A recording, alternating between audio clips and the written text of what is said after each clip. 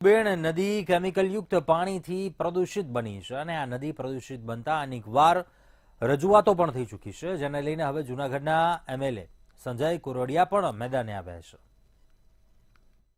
જૂનાગઢ જિલ્લાથી ઉબેણ નદી શરૂ કરી નદી ઘેડ પંથક સુધી ફેલાયેલી છે, જેની આસપાસ અંદાજિત 100થી વધુ ગામડાઓને સ્પર્શે છે.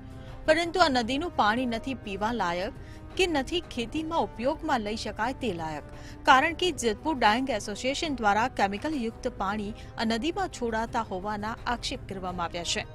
આ ઉબેણની અંદર જે જેતપુર ડાંગ ઉદ્યોગ દ્વારા પાણી છોડવામાં આવે છે, એને લીધે અમારી ખેતીઓ બંજર થાય છે.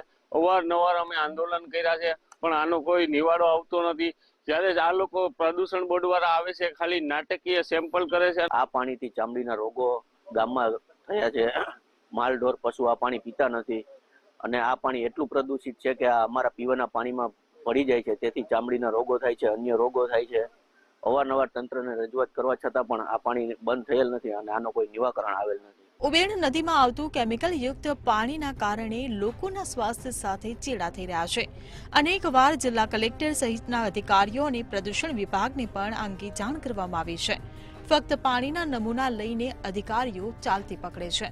કલેક્ટરશ્રીને આવેદન આપેલા છે, પ્રાંત અધિકારીશ્રીને આપેલા છે, પણ આ પ્રદૂષિત પાણીના જે ડાંગ એસોસિએશન છે એ એવડા પૈસાનો સરકાર તથા એના મળતિયા અધિકારીઓને એવડા મોટા ભ્રષ્ટાચાર રૂપી પૈસા આપે છે. કેમિકલયુક્ત પાણીને લઈ જૂનાગઢના ધારાસભ્ય સંજય કોરડિયા મેદાનમાં આવ્યા છે અને પ્રદૂષણ બોર્ડના અધિકારીઓ સામે આક્ષેપ કર્યો છે કે પ્રદૂષણને અટકાવવા અધિકારીઓ નિષ્ફળ રહ્યા છે.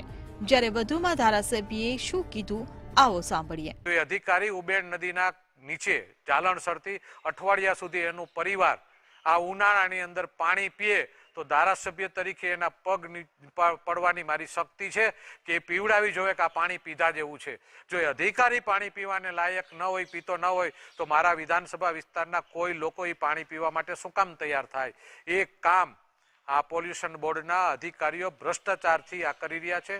પ્રદૂષણના પાપીઓ બેફામ બની કેમિકલયુક્ત પાણી છોડવામાં આવતા નદી સુકાતી જાય છે અને તેનું પાણી ઉપયોગમાં લેવા જેવું નથી રહ્યું. અનેકવાર રજૂઆત કરવા છતાં પણ પ્રદૂષણ બોર્ડ દ્વારા કોઈ કાર્યવાહી કરવામાં નથી આવી અને લોકો છે તે હેરાન પરેશાન થયા છે.